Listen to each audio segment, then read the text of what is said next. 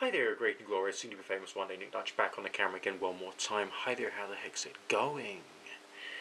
Alright, now we're going to have a quick response to Darryl Sloan's video about Satanism. I think he called it To Be or Not to Be a Satanist, in which he discusses the idea of Satan and Satanism being about individuality and not being about worship of a satanic being, and seeing the image of Satan as being something which is purely symbolic of being a true individual, is being perceived as being the bad guy by other people, and therefore that's somehow not so bad if you are a true individual. But true individuality itself is a very difficult concept. Now, I'm not doing this video to have a go at anybody out there on the delightful and fascinating internet.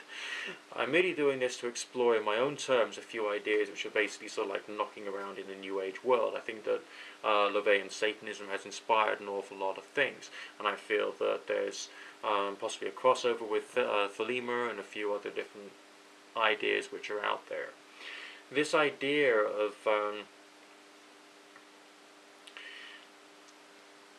being allowed to be perceived as being the bad guy has its good points, because if you are, intelligent enough, sane enough, well balanced enough and healthy enough to be able to see that as being, yes, I'm an individual, then hey, everything's cool, you know what I mean? Everything's cool. It just means you're an individual, doesn't mean anything else.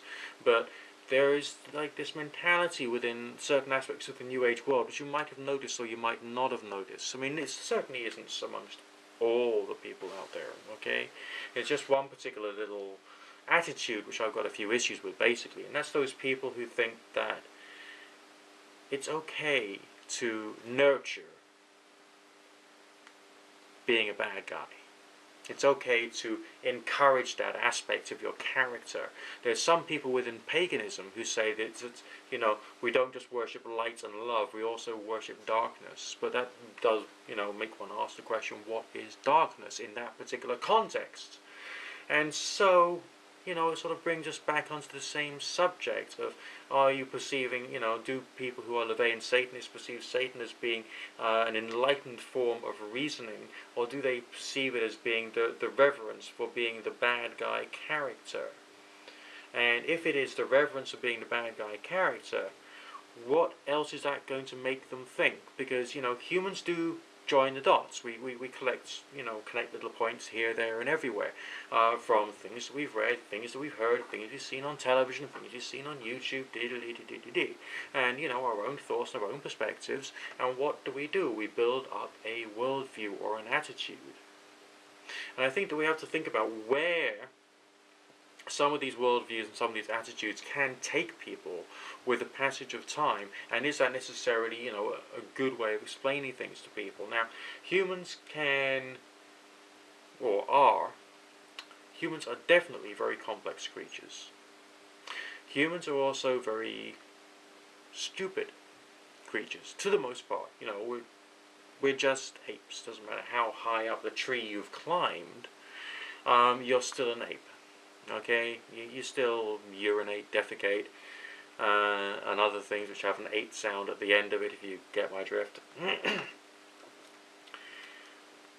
And also, a lot of your thinking is very similar to that of a more primitive creature. Just because we've got language doesn't mean to say that we don't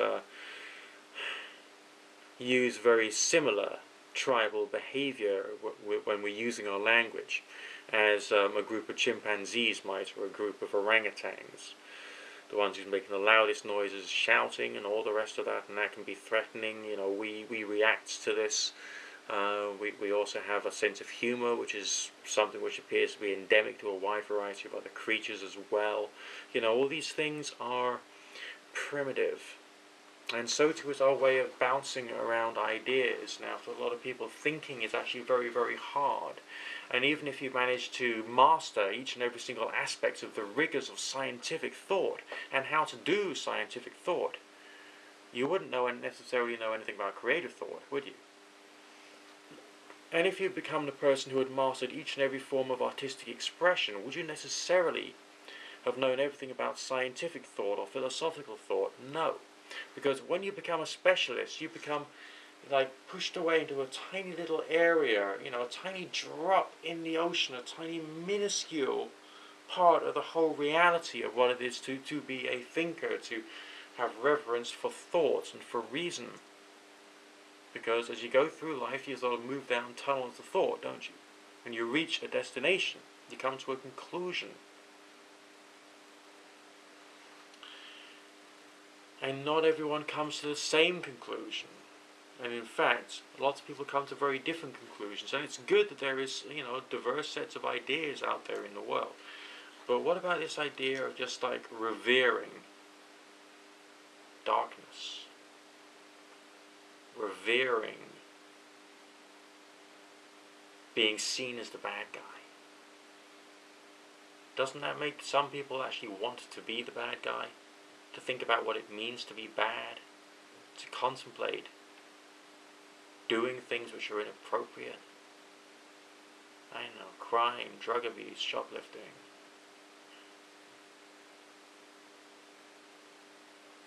Or a wide variety of other acts. I actually knew this guy once. I spoke to him.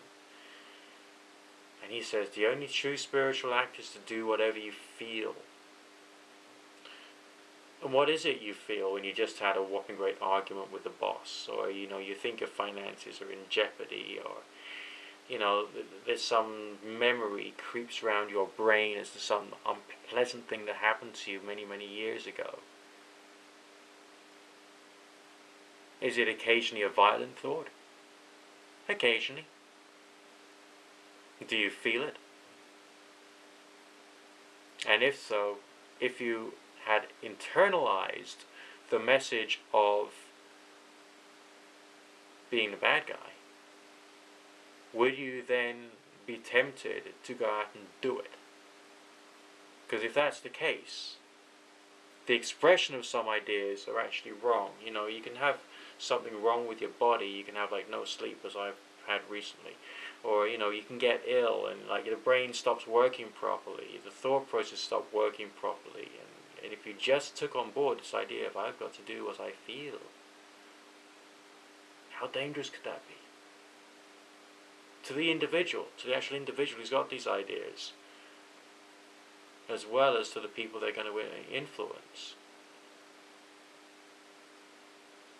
I mean, I've got a structure of ideas that I've built up over time. A lot of it is through making mistakes. A lot of it is through trying other things that were suggested to me and finding there was no real benefit there, or finding the people who had given me those suggestions were in fact, quite frankly, out and out incorrect, or they were lying, or they didn't know what they were talking about, and so on and so forth, because I tried to apply in an almost Crowleyan way scientific attitudes to the way that I was living and what I was experiencing and what I was seeing, and just life, okay? Trying to treat life as being a science and an art of change in conformity with the will.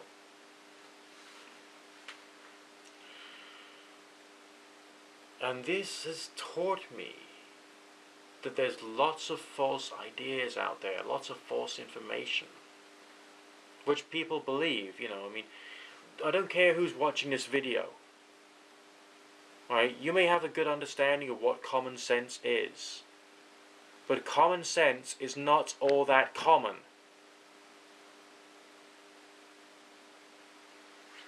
As a very, very wise woman once said to me once. So this is why people need to have some kind of structure. Now this can either be imposed. People can move into a culture, let's say a religion or a political group, or develop their various different allegiances, which can help them to formulate an identity and a perspective and values, which I think is, to the most part, healthy.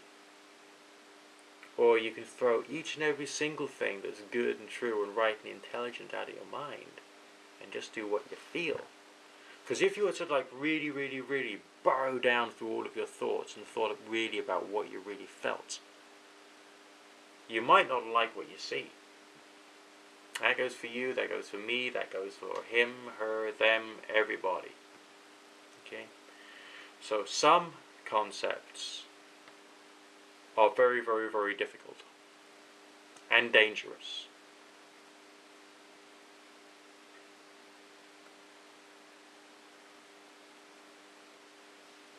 teaching someone how to think for themselves is hard.